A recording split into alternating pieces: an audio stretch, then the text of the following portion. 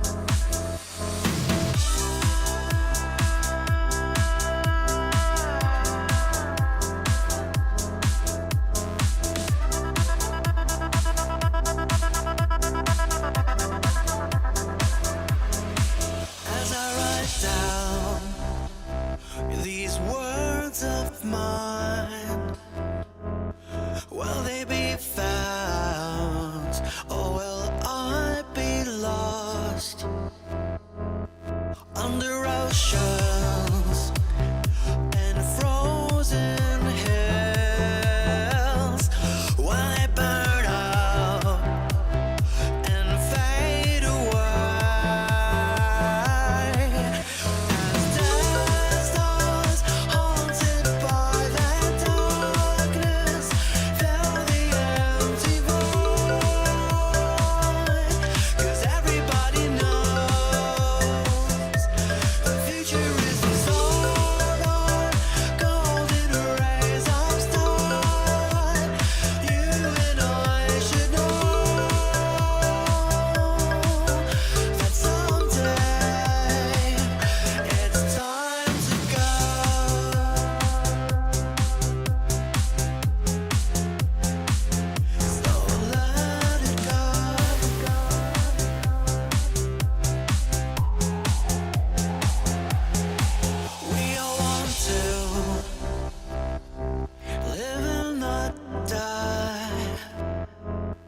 Be remembered for more than one life, going over what we once were, to embrace it all and be lost as dead stars haunted by the darkness.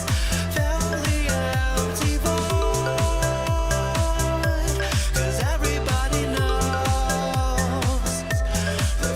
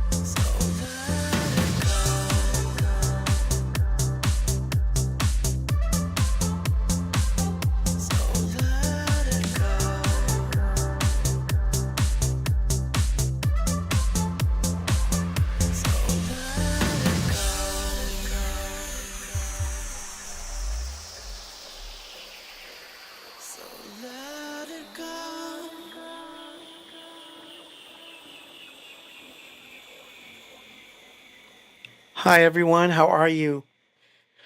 Whew, we made it.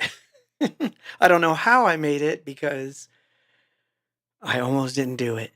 And it's been happening that way for a while because, been so busy trying to keep everything together that it gets intense. It gets intense around here. But yeah, so last week um we wound up it was good, but it self-destructed. I forgot. I set everything to self-destruct, and for whatever reason, it was supposed to happen in 24 hours, and it happened within like minutes. So, eh, so we have a do-over, I guess, because that one now just won't be there. And we played some good stuff, I think. So, so that was the Dead Stars E397, and you will note there's a voice in the beginning. So I'm kind of like do this thing where well, I'm trying to get this darned next EP thing done so that it can go onto Spotify as quick as possible, but things slowed down a little bit this week for me and I had to kind of catch up. So I'm still playing catch up, and I'm not that happy about it, but this is my life sometimes.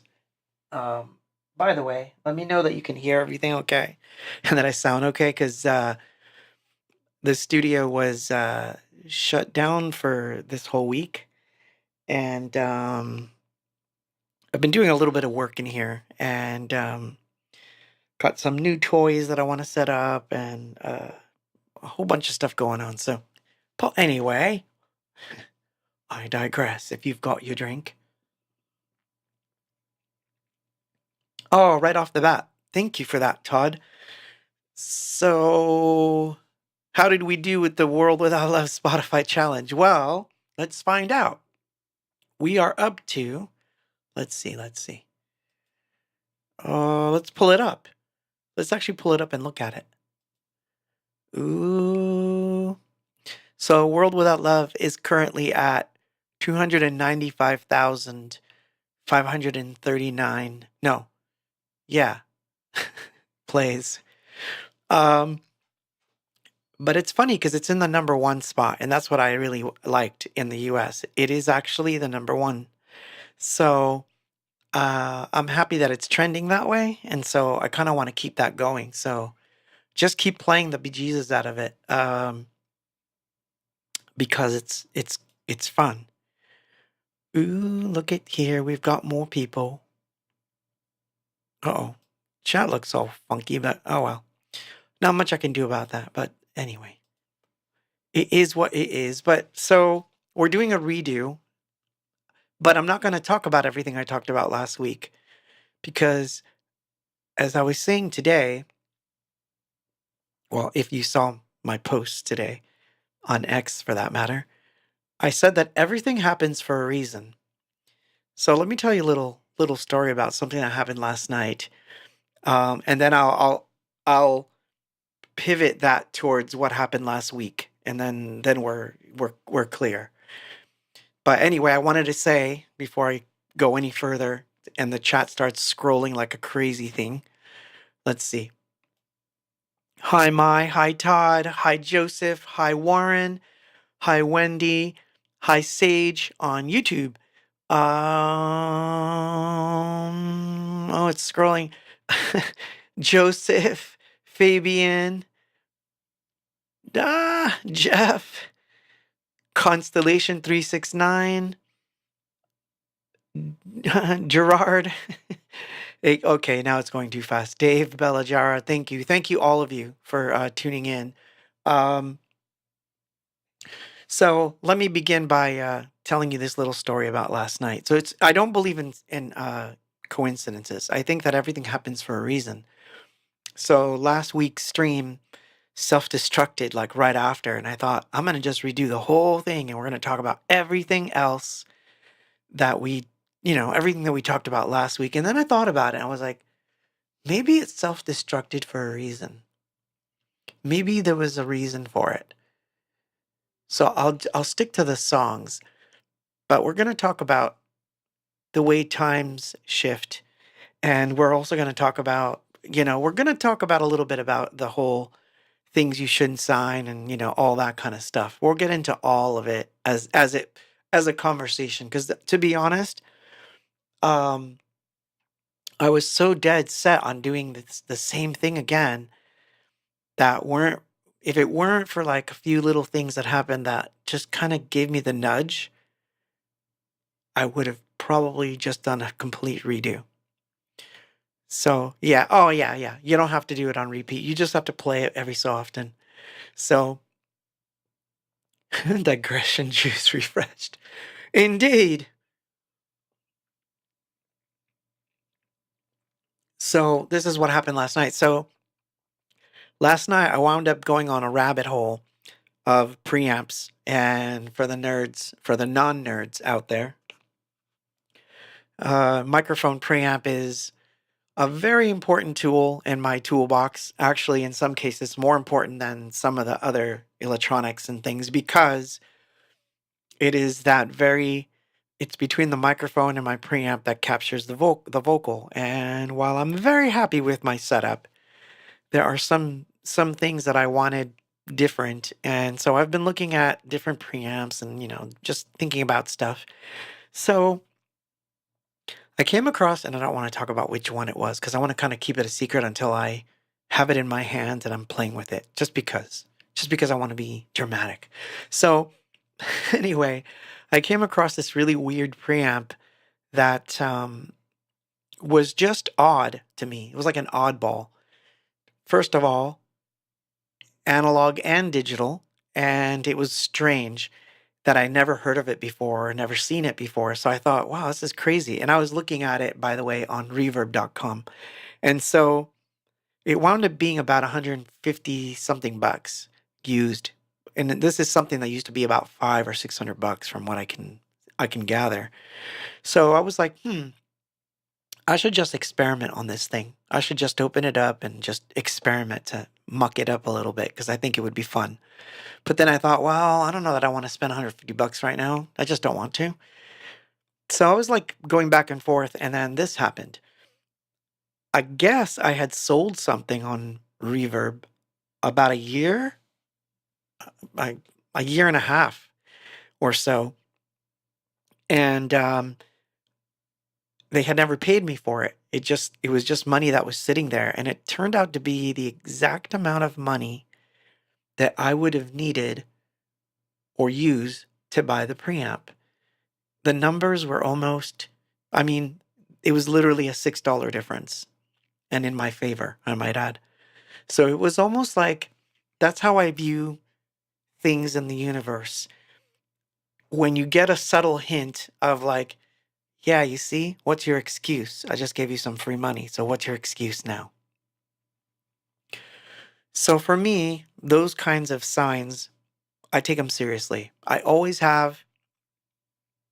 Yeah, and I'll say this, whenever I've not followed those signs and thought, nah, I'm reading this wrong, whatever, it's usually when things go awry.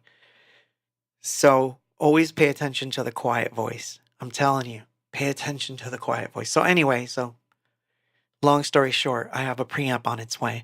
But the same thing happened when I went to go set up everything for today. I just kept thinking, maybe the reason that it self-destructed last week was, I don't know. I can't think of what it could have been, but I think it's funny that it happened. So that means we're going to use a different approach this time. We'll still talk about some stuff that's going on, but I'm going to take a different approach to this one. So welcome. I think we've talked long enough. I think we need a song now. And yeah, the songs won't be in the same order that they were in last week because I didn't save the order. So I have no idea what came what. So sorry. And I may even mess up who requested what. So whoever you did, you thought it was intentional? I don't know. I don't think so. I thought about it as a thing that was going to self-destruct in a few days, but I didn't think it was going to happen like within an hour or so of it going live. So I don't know. So it is what it is. Let's play a song now. So this is Every Single Day, the Digital Visions remix, or extended, I should say. This is an extended edit. An edit.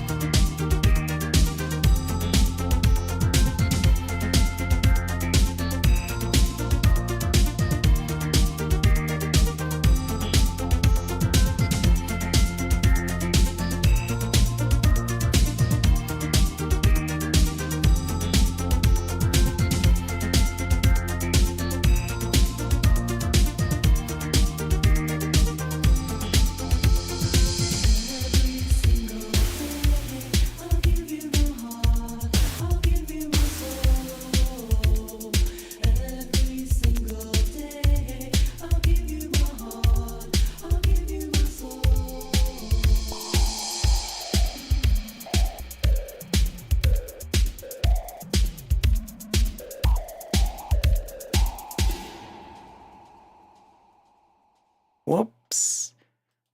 I think I had some dead air there for a second. Ha!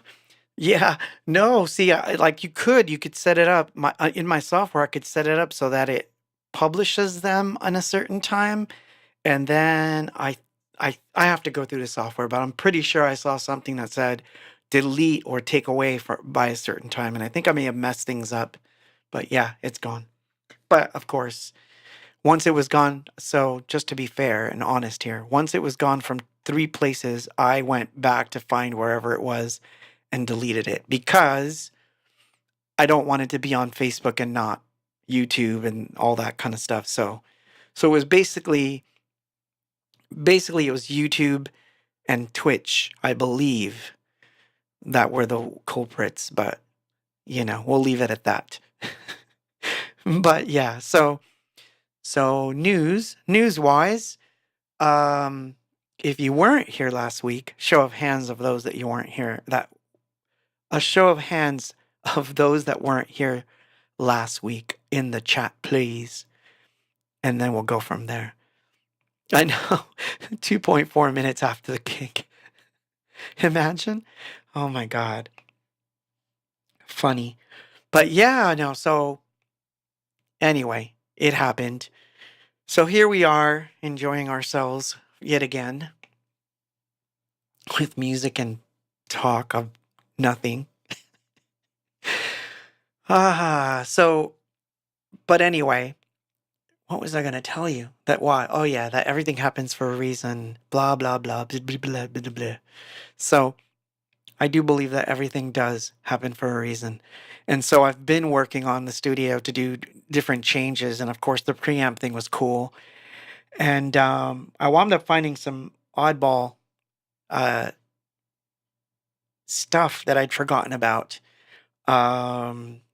sonically speaking. And so it's been great kind of collecting things to work on something new while working on things that I'm behind in, like the Ascension thing, which is the very first set of Anything Box demos that's supposed to come out. But I'm going to be working on that a lot next week, so that is a real thing. But anyway, sorry. That said, I have shows coming up, but I don't have exact dates yet. So I can't give you dates, but I can tell you where. So I think in either late September, early October is Chicago, which I'm really excited about that. I always get excited about going to these particular cities, always. But Chicago, for sure. And in November, I want to say towards the end, not early. I hope that doesn't make anyone mad, but towards the end, San Antonio and El Paso. But I got a feeling there's going to be a third one in there. It's almost certain. Yep, Sam's Burger Joint. It's becoming a thing now every year, and I love it. I love it because I love that venue, and we're going to have a good time this time. Well, not that we didn't have a good time last time. We had a good time every time we've been to Sam's. So, but yeah, I'm hoping to do more filming in these. So I am asking for more help with that stuff. But yeah, so that's happening, and there's a bunch of maybe shows in October, but I can't say what cities because if it doesn't happen, you know what I mean. I don't know. Joseph is asking me on Facebook, is asking where in Chicago. I don't know yet. Stay tuned. It will be announced pretty soon. So as soon as I have some info, of course, I'll announce it. But for the moment, I'm not sure, except that it's, certain dates were reserved. And so all I can tell you is like it's the last week or whatever of September and first week of October or thereabouts. Still doing some work for that show that might happen, might not happen, but we'll see. I'll give it a shot. But on top of that, I've been working on my case, which obviously, if you were here last week, then you know what I'm talking about. If you don't, I'm just going to say it once. I'm suing Sony There's a lawsuit out there. You can look for it if you like. But yeah, there's some stuff going on. And it's the mission critical aspect of it is happening now. So, you know, the not so fun parts, but look, it is what it is. But I'm working on getting it all done because I want to get into the studio and record. I want to be working on in all honesty, I'm actually happy that it's kind of been put off a little bit until September because now I get to kind of enjoy it if you can enjoy such a thing, but I can enjoy it from like stepping back and reevaluating certain things that I have in there that are important. So it's actually a good thing. I'm glad we got it. Again, divine intervention. I wasn't wanting it. I wanted to get it done faster, but I'm happy that it's happening the way it's happening.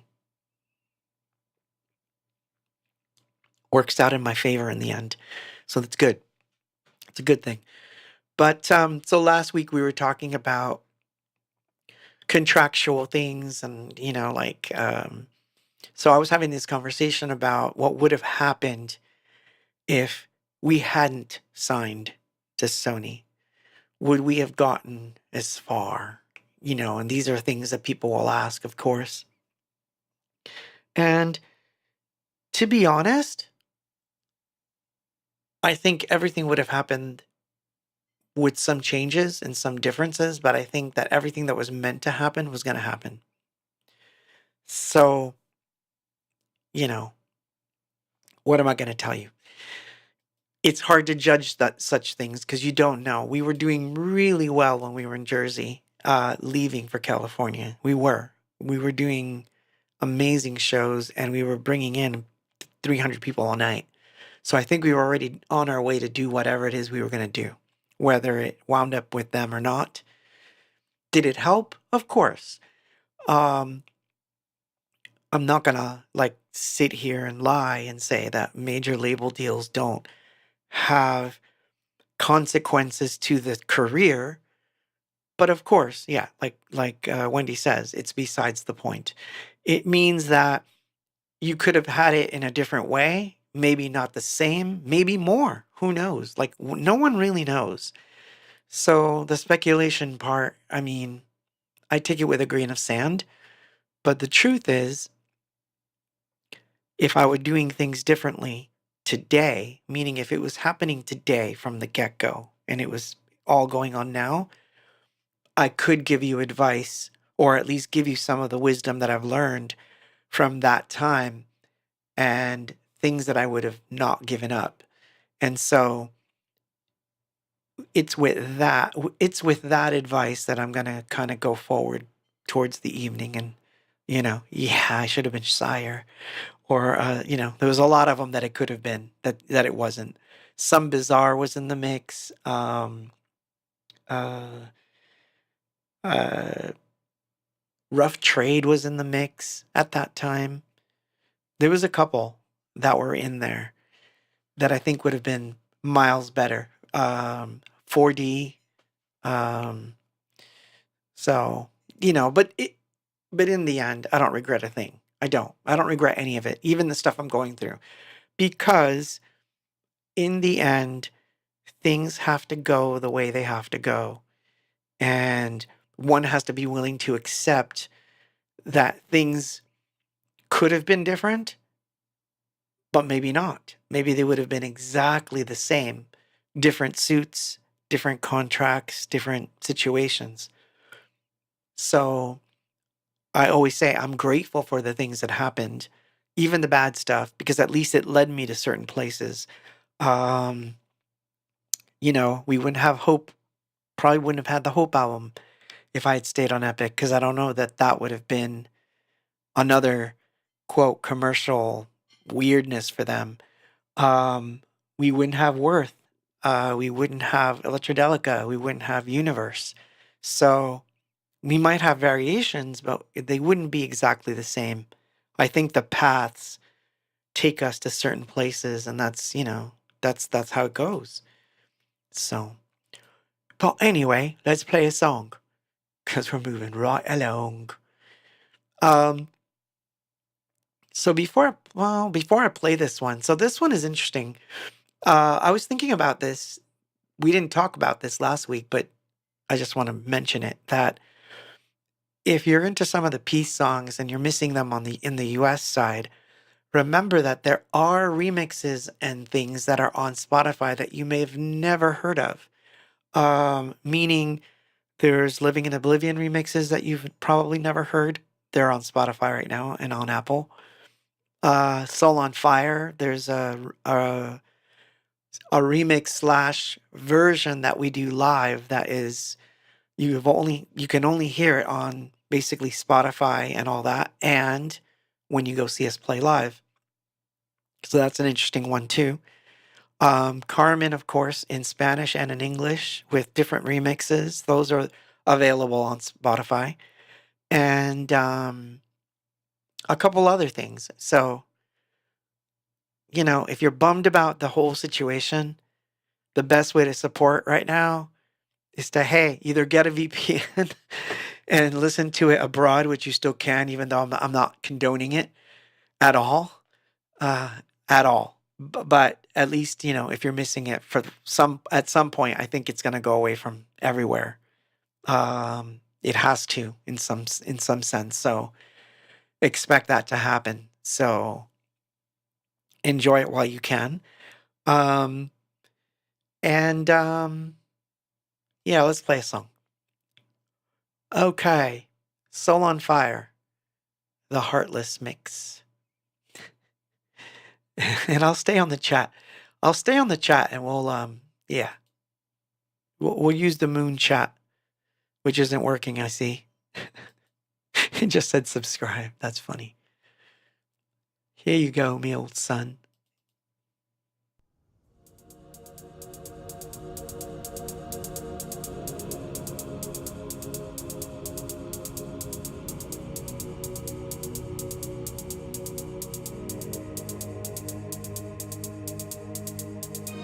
If they should leave me now, if only I could walk, is there somewhere I could go?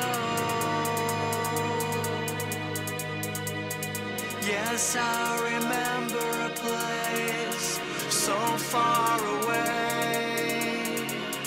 Is there nothing I can say? The words have died away.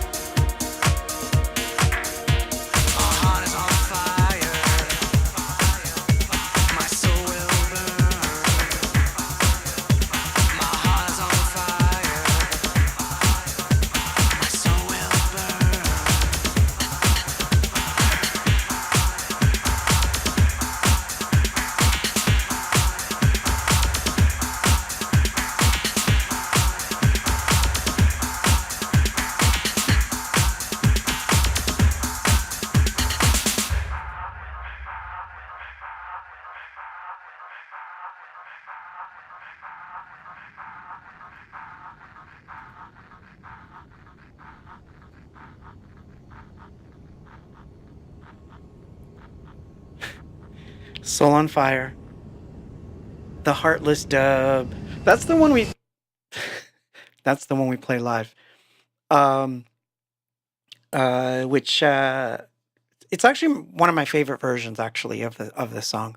Although there is a 12-inch version that will see the light of day sooner or later that I've played on this stream before that has never been heard outside of the stream. Um, so those are the things that frustrate me sometimes about this whole affair is that it's not so much in my opinion, it's not so much about like the situation as it is, it's the situation as it's been that certain extended versions and certain mixes couldn't see the light of day because somebody decided they want to put them on a shelf and shelf it. And to me, that's the real issue at play in the end. Which is why, I opted to get my stuff back. That was the real reason behind it. Um, Not being able to find a way to make that work, I guess you could say. So it is what it is. But we're going to keep talking about the things that you shouldn't sign and the things you shouldn't do. So I realize that, of course, not everyone's the same. Where, I know that there are some people that would be like, I want to get signed no matter what. And the only reason that I want to get,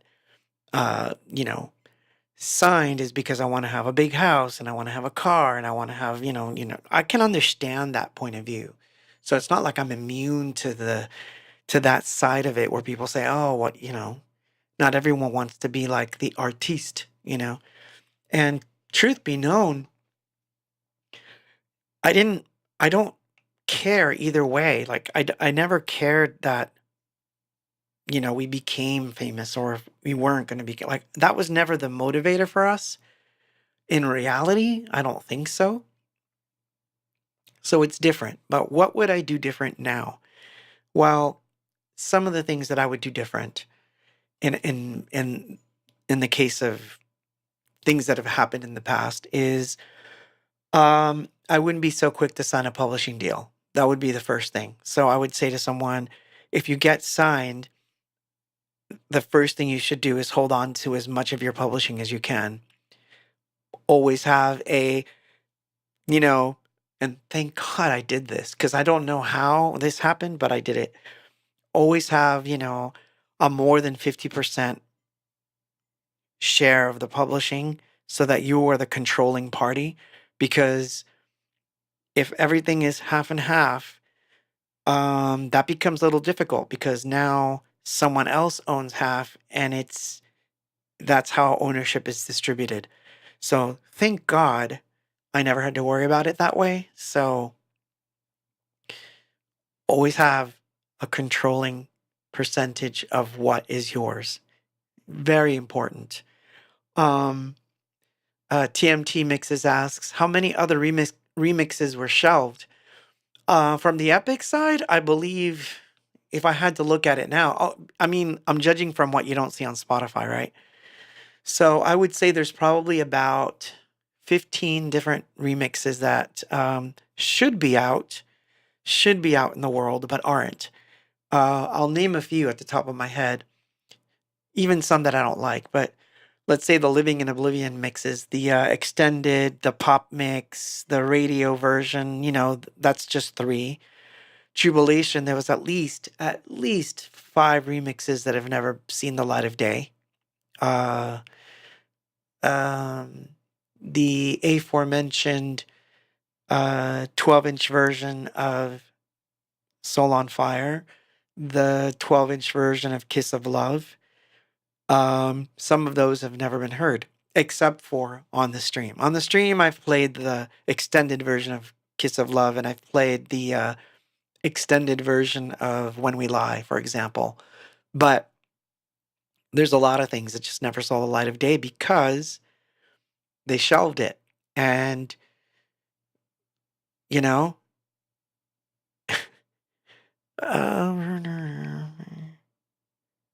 To me, it's the music, honestly. Yeah, exactly. Sorry, I'm trying to read your comment there, George. George Garcia says, to me, it's the music, honestly. It makes some income, but I get it. You have to work really hard for it. And yeah, the income's nice when it happens. I'm not gonna lie, it's a great thing. But if that's the only thing you base it on, you're gonna be blinded by the money.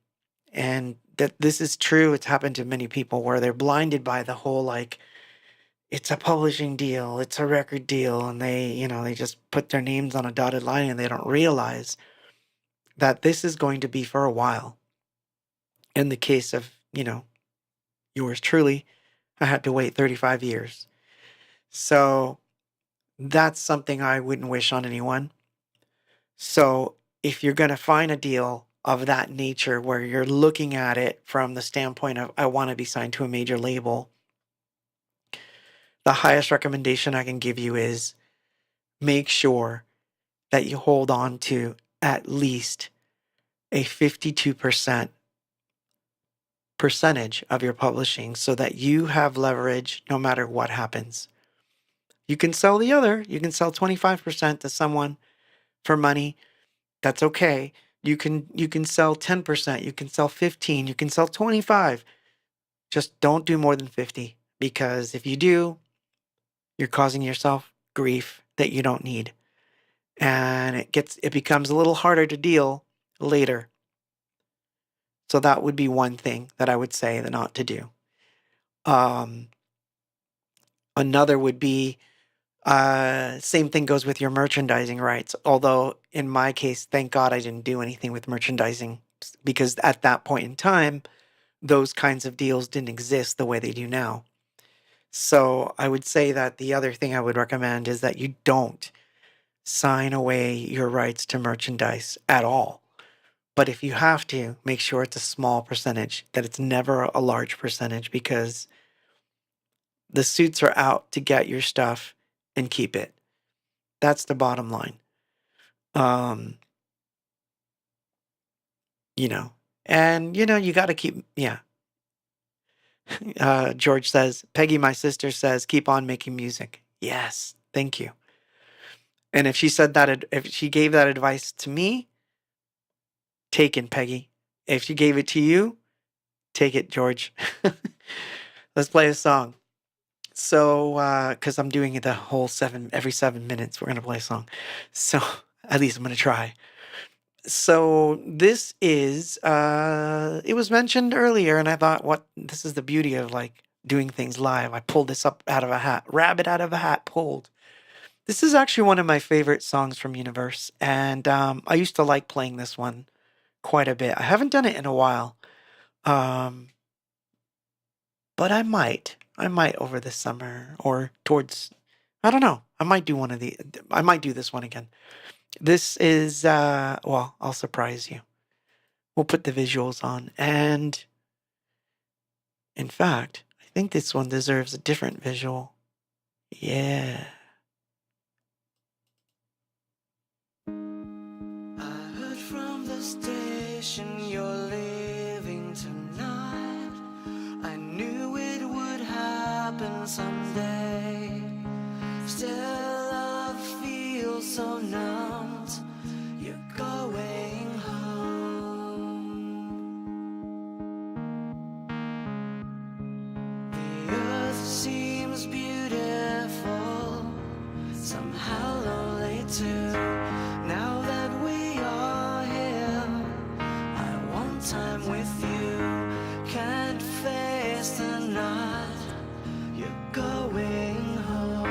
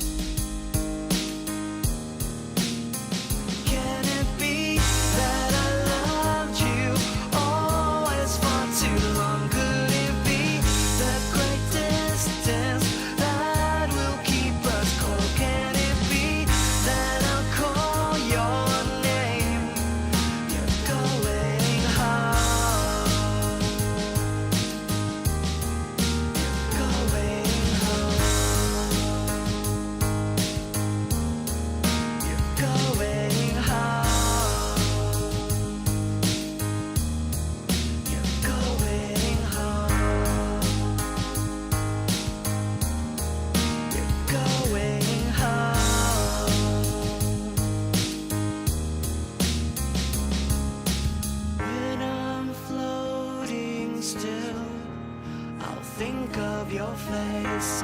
And when it rains, I'll be quite the same. My heart won't rest. I've been undone. Can it be that I loved you always for too long? Could it be the great distance that will keep us cold? Can it be that I'll call your name? You're going home.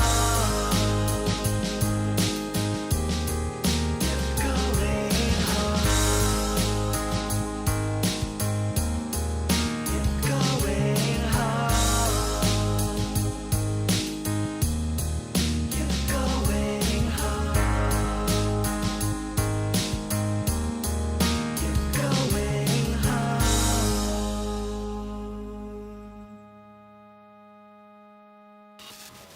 We hope Ha. you've been enjoying tonight's featured group, Anything Box, as we wrap things up with the There's final Brooks. song. Next week on The Lonely Hour with the Doctor, we'll be presenting the notorious B.O.X. Thank you and good night.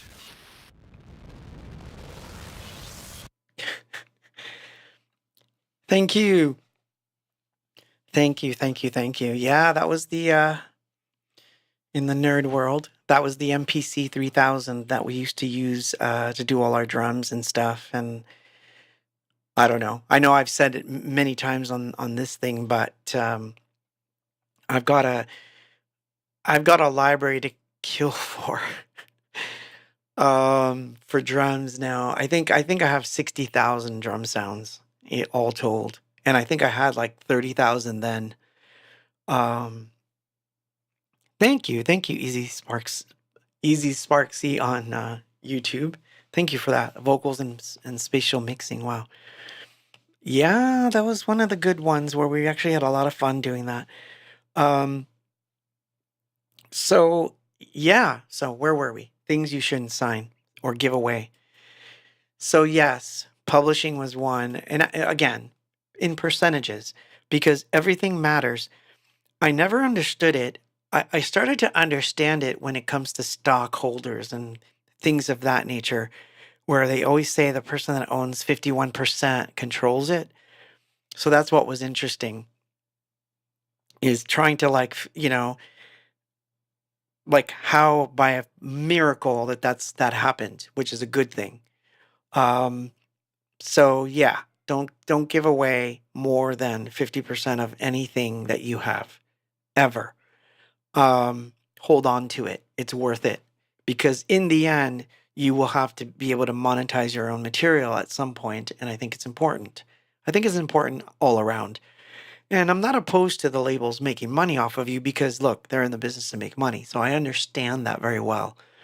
However, if it isn't working and something isn't happening, you want to be able to walk away from it with something in your hand, because if you don't, it gets harder later. So yeah, anyway, there's that. The other thing I wouldn't do is and I think we talked about this last week, I wouldn't sign a 360 deal. I wouldn't do one of those, which I think now they're called 365 deals. I'm not sure if they're still calling it a 360 deal, but and I'm going to get into another subject that is in my mind to bring up, that we brought up a little bit last week, which was about the AI stuff. So make sure that things are well defined.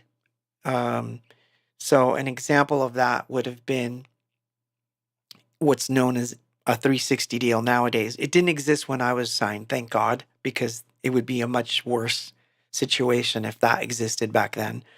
But they do exist now. So let's say you're going to get signed by a major label. It's very common now that they're going to say that you have to give up your website. Now, they don't say give up, because that sounds scary. You got to give up your website. No, they're never going to say it that way. They frame it in a way that sounds beneficial. Like, you've done a great job with your site. We want to make sure that, in the contract, we're going to write something in there that we want to make sure that we can update it and keep it up to date. We're going to have people working on it 24/7 so you don't have to worry about it, so that your tours are up to date, blah, blah, blah. But in the verbiage of that agreement, it's basically saying they control it. And in some cases, that after the contract terminates, that they will continue to control it or, quote, manage it for an additional year or more. So imagine if that was the case, right? Like, I mean, think about it. What would happen if you got signed, then things go awry, you leave, but now you can't put stuff on your own site. And to make things worse, the label puts up, whatever they want on their site that says, hey, this artist is currently not signed to us, and that's it. And it's on, your site. That's what it says. These are examples, terrible ones maybe, but my point here is that by giving away control of your website, you're basically giving away control and ownership of your own stuff. So I would never do that.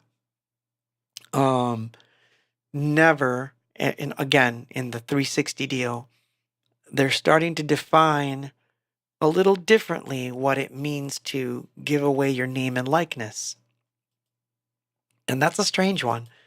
Name and likeness used to be, and I'm sorry if some of you are hearing this for a second time, but name and likeness used to be that you're letting them have a photograph of you, your bio, things that you've written, childhood pictures, whatever it is, that they can use these things to promote the record. It's a good thing. It's not a terrible thing.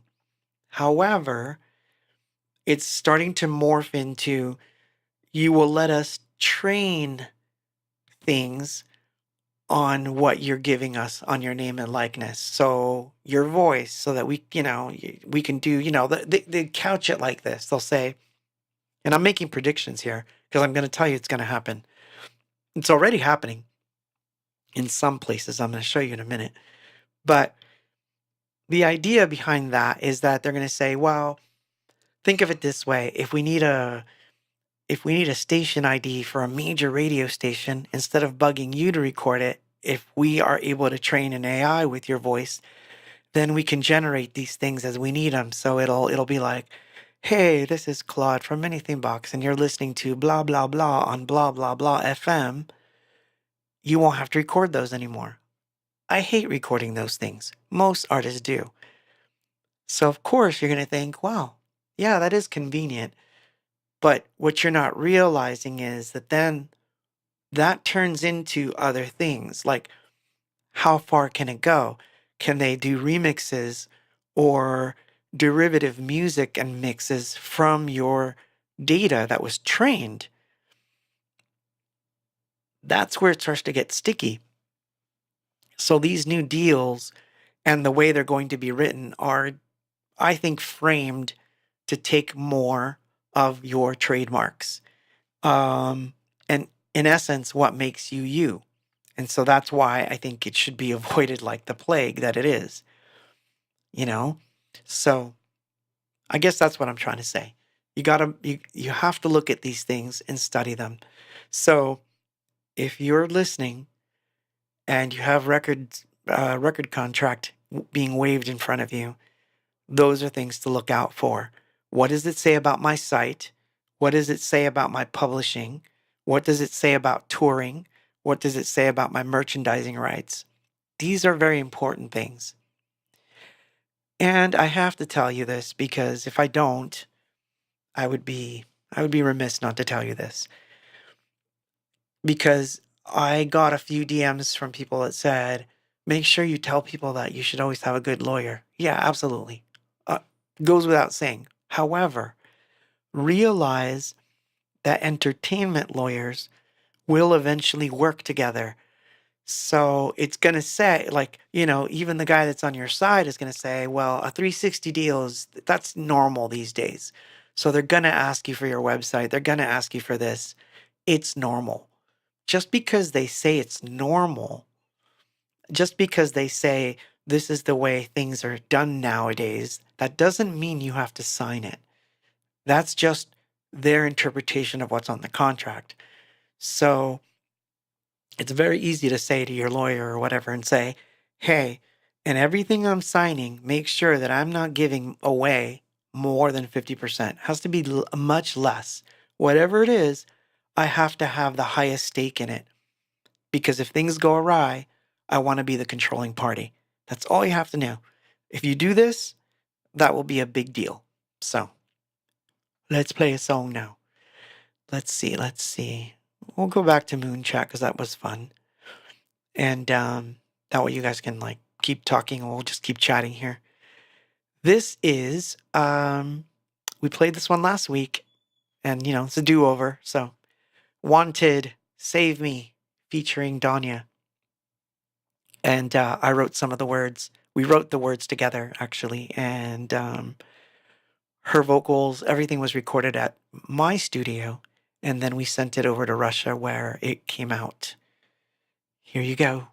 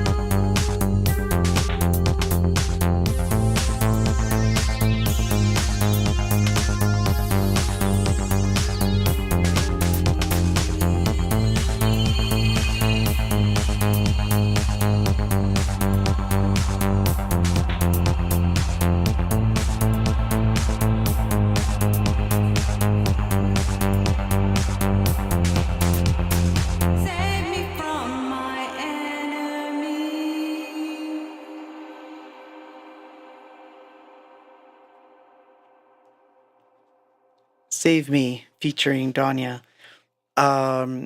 Yeah, that was during the that was actually during the distances sessions because it was like a side thing that she'd gotten, and I remember we just sat and worked on the words, and then we recorded it in the same studio that distances was recorded in, which was in my Santa Ana apartment when we recorded that one.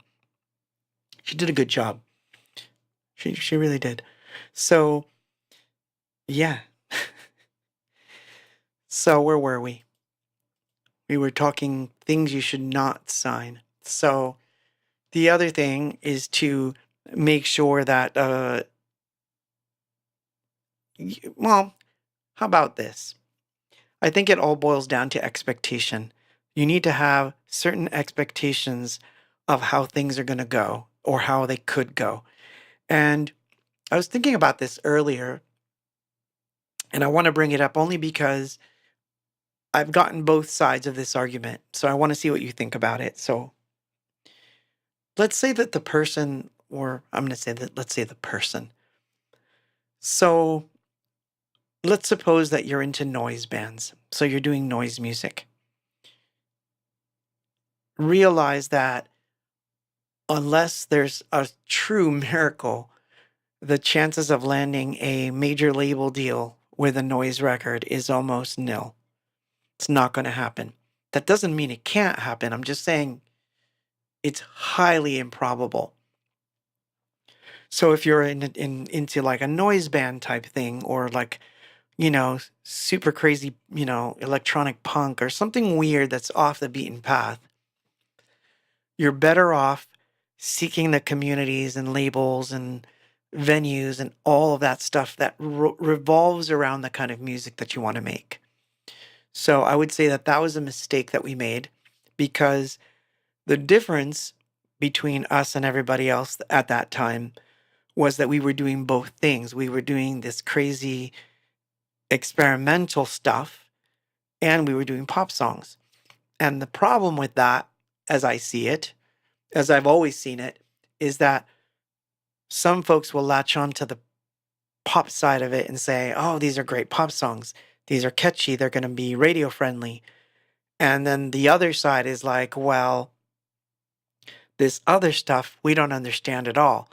It works for us, but that doesn't mean that it would work for a label. And so I can understand how certain labels would feel that, hey, started off with a banger and now it's all this weird stuff. So your expectations are important. We walked in with the expectation back then that as long as we did our job, they were going to do theirs. That wasn't necessarily the case. But on the other hand, they thought we were a pop band. We did not think we were a pop band. So some of that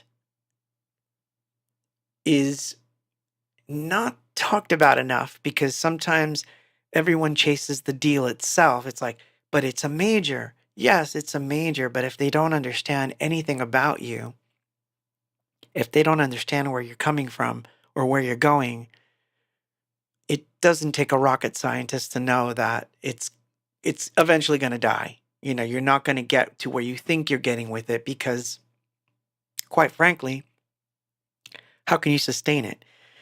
So that's the thing that I would really focus a lot more attention on than, keeping it real.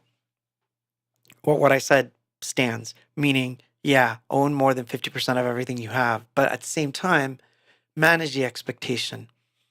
Now, we were young, so I never asked these questions, but obviously, if the label's thinking that you're the best thing that happened since the Beatles, and they're basically moving you into this pop thing, and you're like, but we like noise music. It's a conversation worth having before you sign that this is your expectation and these are theirs, because if that's the case, you're going to run into trouble. Now, you know who did this really well and actually got away with it, which I thought was wonderful, was Beck. When Beck signed his record deal, And of course, I could be bastardizing the details here, but the short of it is, when he signed his record contract, he basically said he had a stipulation in there that said, if I make a record for you and you don't like it, you allow me to release it on my own, meaning that you basically give it to me. If you don't like it, that's fine. If you don't think it's commercial, that's fine. But then you give it to me and I will put it out. So I forget the label he was on, but when I believe it was the EP Midnight Vultures, when that one was done, they basically said, it sounds a little weird. It's like a lot of weird electronics and jazz. We don't want it. And it wound up having a hit on it. And now they were like, we should have said yes to this one. So he kind of was in this weird position where he could like direct his career the way he wanted or in the direction he wanted because he had that extra leverage. So either you like what I'm going to do or I'm going to put it out on my own, and there's this risk that I might outdo you. There's an expectation. So now the label knows our expectation is that whatever this guy wants, we got to kind of let him have it, because otherwise he's got this leverage over us that he can put out any record he wants the way he wants. So I guess we're going to play ball. Now, I don't know how far this went. But I know that one or two records that Beck released, he didn't have to worry about a thing with the label itself. I think that was a genius move on his part. And if you're listening back and I got it wrong, just let me know. But yeah, that was definitely a good move on his part. That was funny. I'm going to read that, Jim, because it's funny. $10 says Sony spent way too much money on cocaine between 1988 and 2005. And that's why they do what they do. Of course, we're being funny here and making jokes. We're not saying that for reals. It's, what do they call it? Parody, as it were. But who knows? Because there was a lot of weird stuff going on back then. Believe me, I know. I know where some of the skeletons are buried. And yeah, we'll leave it at that. Oh, man.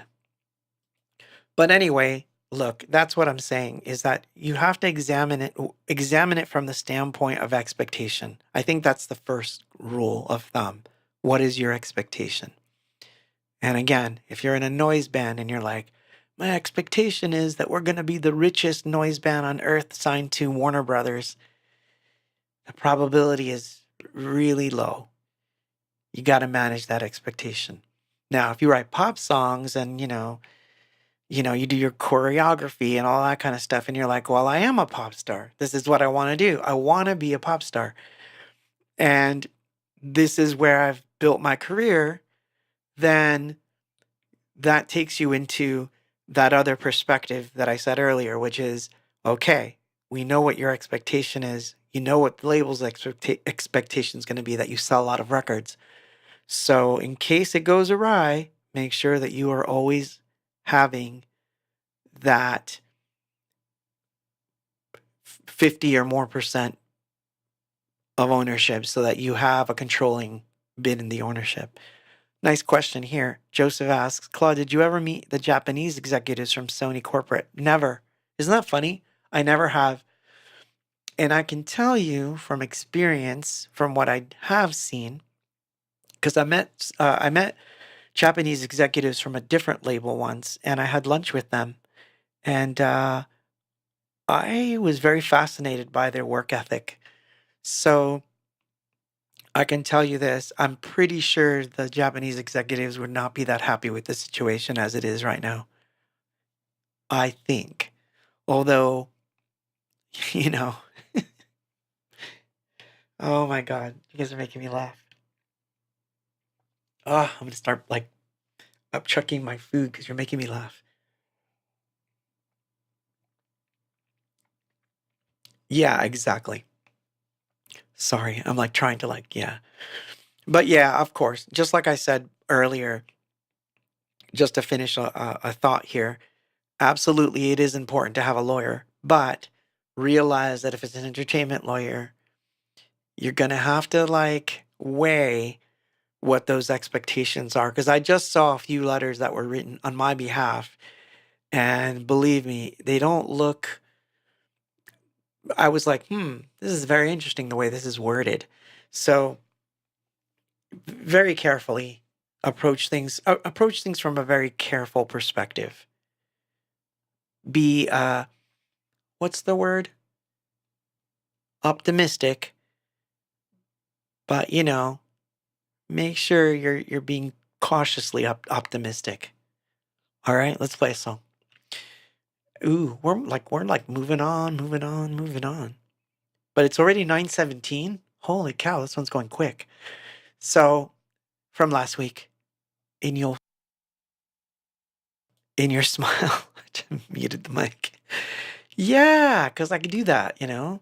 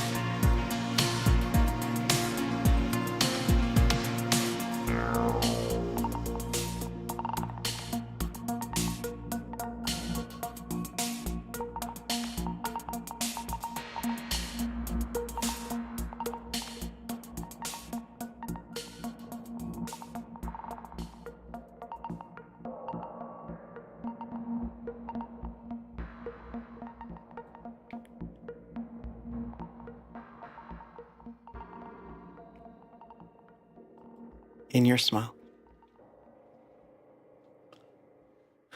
Dan Melville says, yes, I like this mix. Nice. Jose says, Claude, in that time you used any DAW where you kept the project samples or are or all was recorded live? Not sure I understand the question. In that time you used any DAW where you keep. Well, if you're referring to Peace and all that, everything was inside of our MPC, and we would sequence everything live, so it's a little different than the way things are done now. I very much like the way it's done now because I can save projects with all the sounds and things, which is important. You know, I like that aspect of it. I like where we are with quality and stuff, but no, back then it was just a little different. It was different the way things were done. But yeah, it's funny. We already have like spam stuff coming up on the chat. Nice. Which is a reminder, don't give anyone your email. Don't give anyone any information, even if they say they're connected to me or management or anything of the sort, because there's fake things out there, and I'm sorry, but it's true. So let's set this timer so I'm not over talking. But so this thing came to my attention over the week. So there's this thing called, I don't know if you've heard about it yet, but there's this thing called Showrunner that is a San Francisco-based company that's basically being backed by Amazon. And I guess it's founded by the same people that did Oculus and Pixar. And they basically say it's going to be the Netflix of AI. It's going to let anyone generate custom TV shows and episodes of apparently their favorite shows using prompts. I don't know how I feel about this one. So the idea is that the users can write, reading from my own notes here and a few articles. Users can write an idea, upload a selfie, and instantly star in their own sitcom, animated or real action, voiced by AI.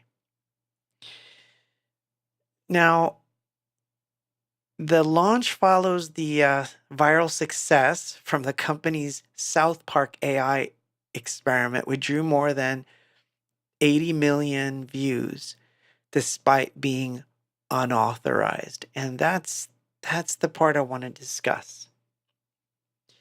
How do I feel about it? I mean, on one hand, someone could say, well, it wasn't a real South Park episode, but it was South Park enough that it got, that it was noticed, and it got 80 million views. 80 million is a lot for anything. And so the problem that I see is that it goes back to that whole idea of expectation. Sorry, I want to bring the chat back so I can see it. So here's the thing. Bobby Reinhardt says, I'm the star of my own sitcom already. I can attest to that. I can definitely attest to that one.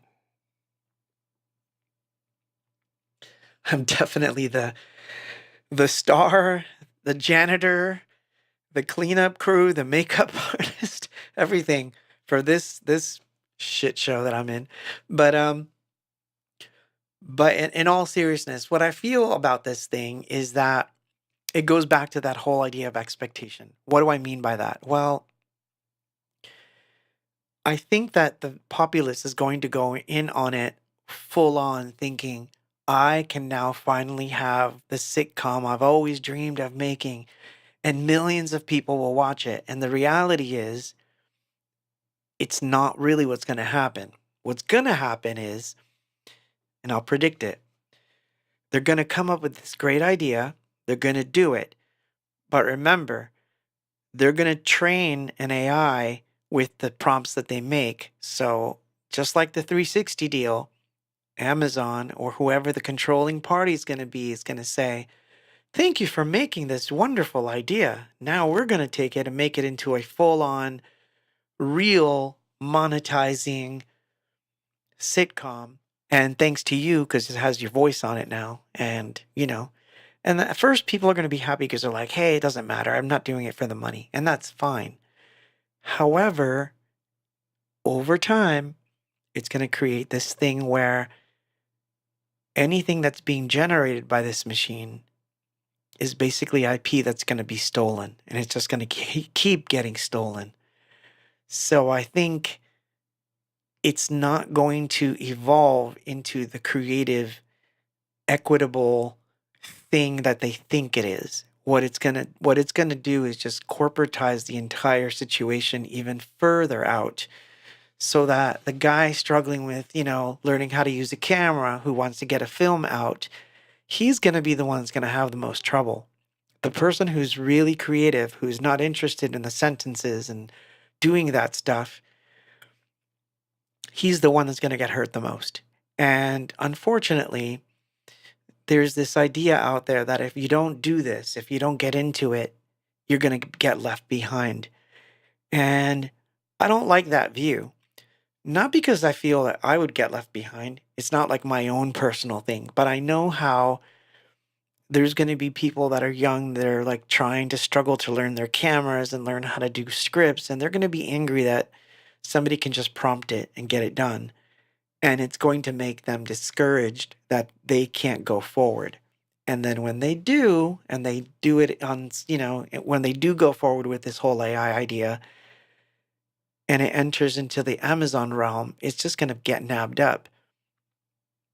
I know I'm not the first person that's brought this up from the product perspective, because I've seen many. I think there was actually a documentary on Netflix about this, that if you come up with something and you put it on Amazon, and Amazon sees that it's selling really well for you, they basically go find a Chinese supplier to have the same product made to compete with you. And because they can sell it cheaper than you can, it slowly erodes whatever you have. So unless you have something that's, not easy to manufacture by Amazon, let me give you an example. Let's say I made a new synth.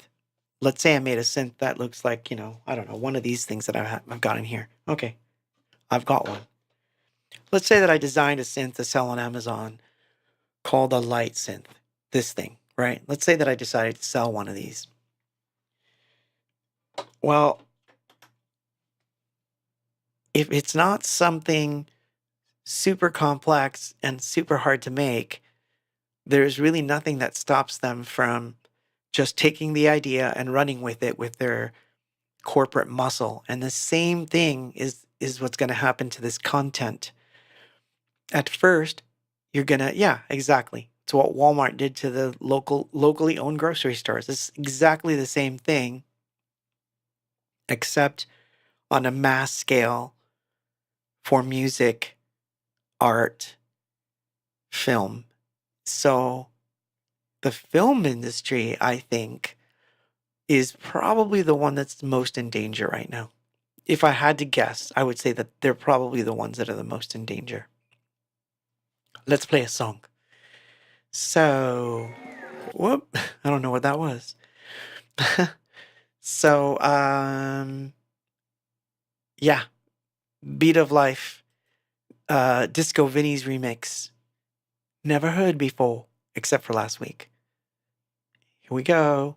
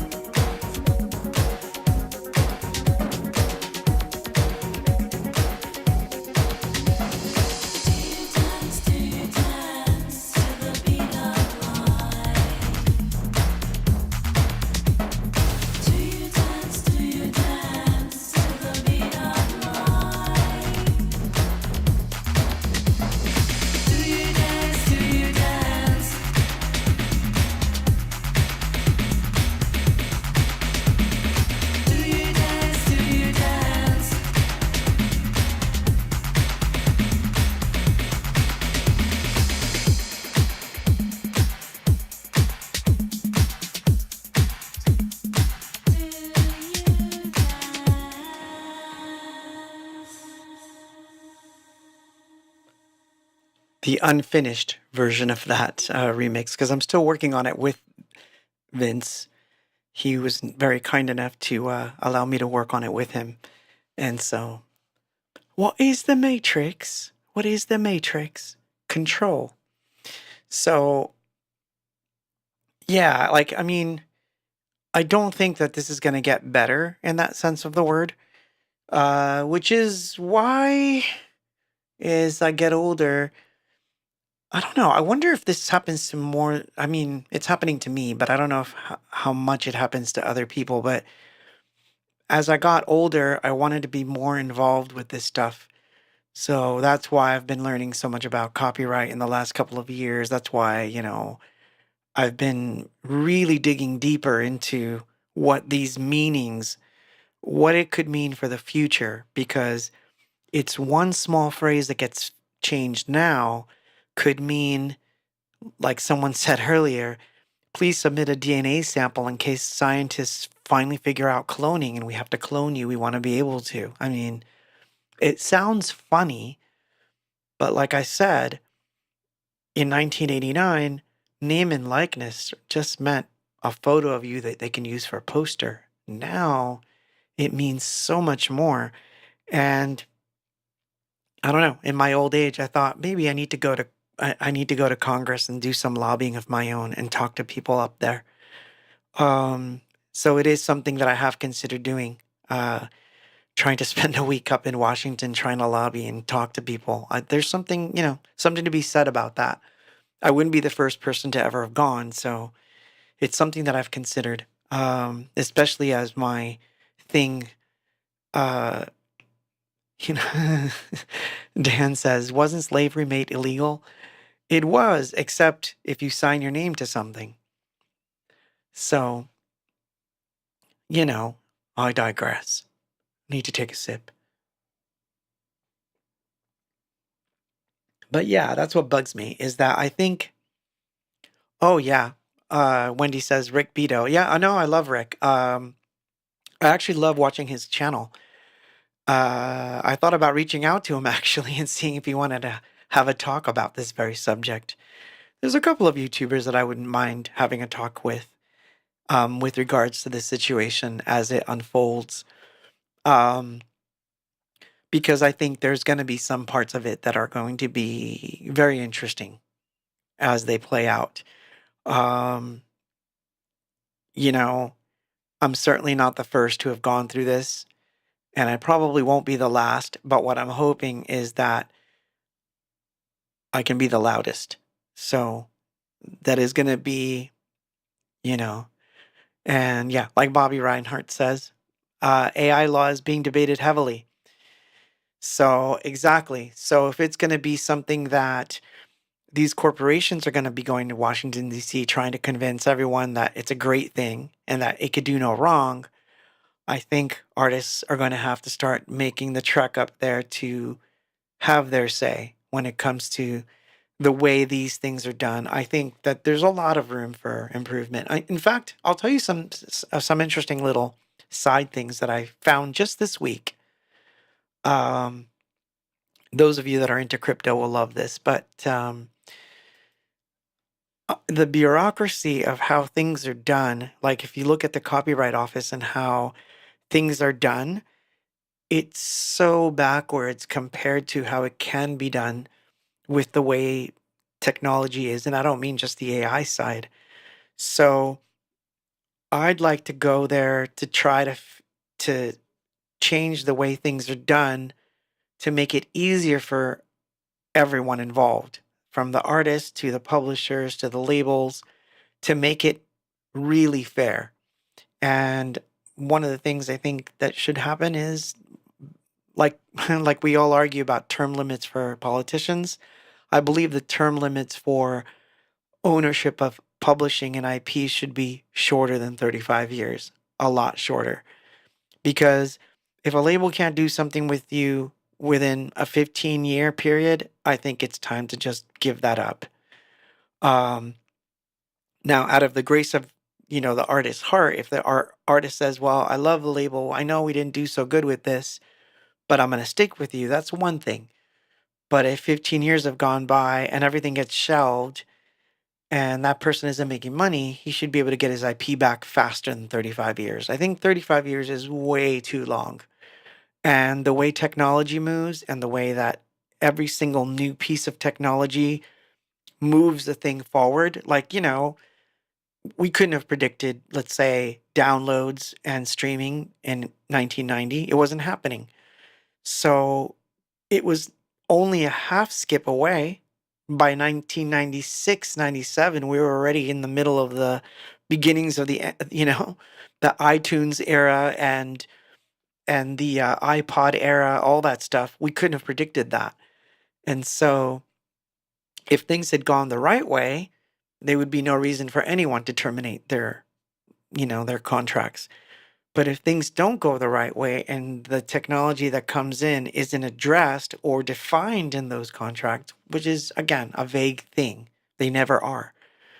If those things were defined more clearly, then you have room to grow. Everyone can make money. Everyone can pay their bills. Because in the end, that's all the artist wants to do. He just wants to be able to pay his rent, eat some food, and just get back into the studio. Let's be real. Like, we don't even get to enjoy that side of it, to be honest with you.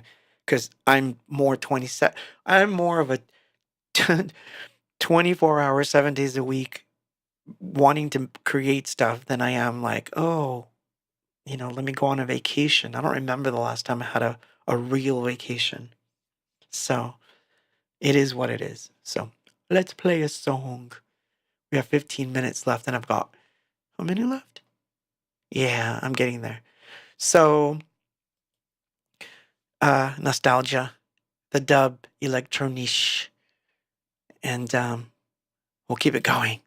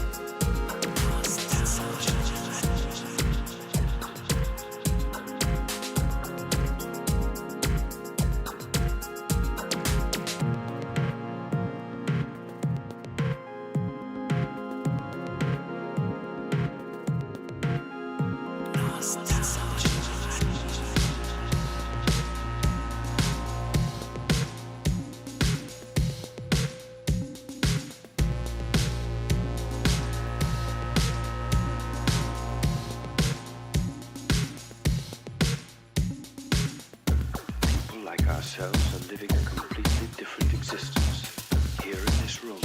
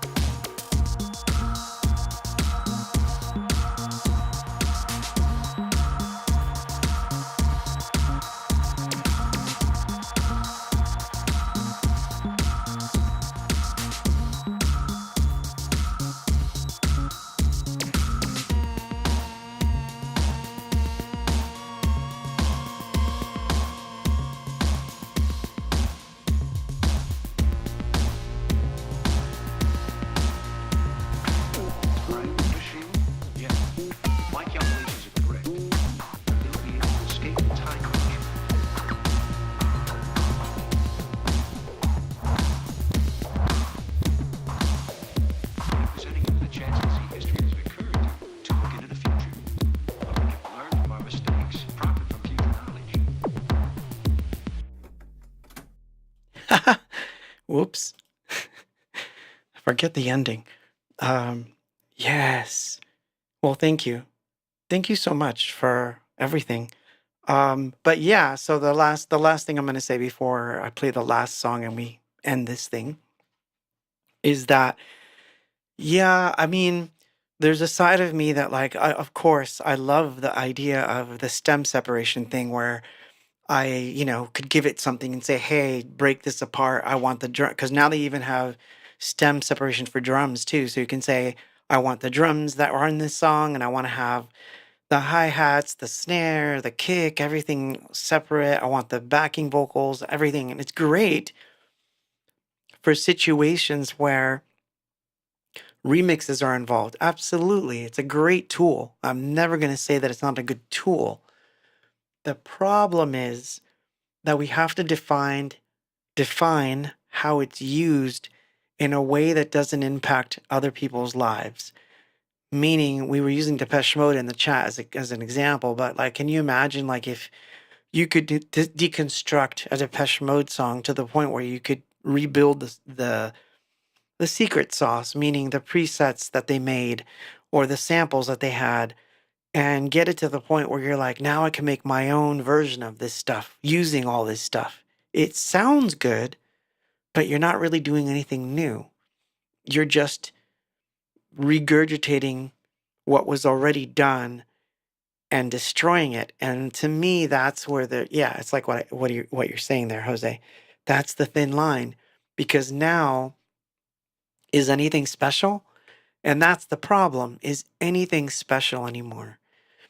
And to me, this whole idea of like, I'm going to have, on Netflix where I'm bored, so I'm going to make my own horror movie where I'm in it. It might be fun for a while, but the reality is after a while, nothing's going to feel new anymore. Everything's just going to feel like, for lack of a better word, slop. It's going to be like, it's the same stuff. Everyone's doing the same thing because, of course, we can't help ourselves. If this one thing gets 80 million views, then everyone's going to want to do the exact same thing for their 80 million views. And now you're going to have 15 different South Park offshoots. Are any of them going to hold a candle up to the original? Probably not. Are they going to be funny? Of course. But it won't have that special spark that it has. Yeah, exactly. In software, it says that you will not decompile or reverse engineer the program.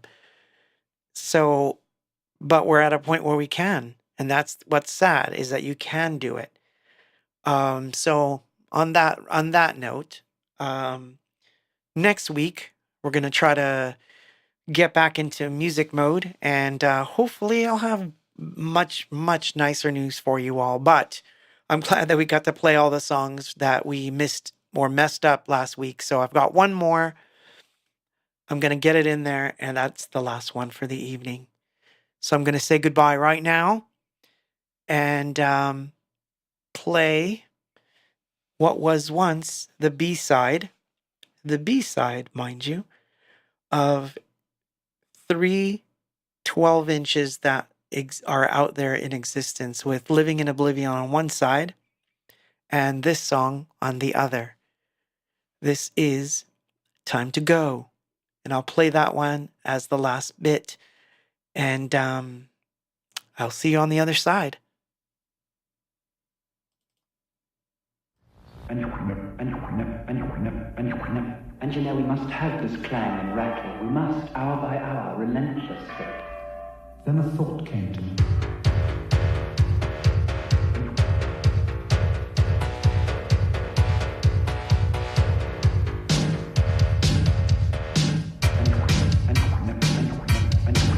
And you know, we must have this clang and rattle. We must, hour by hour, relentlessly. Then a thought came to me.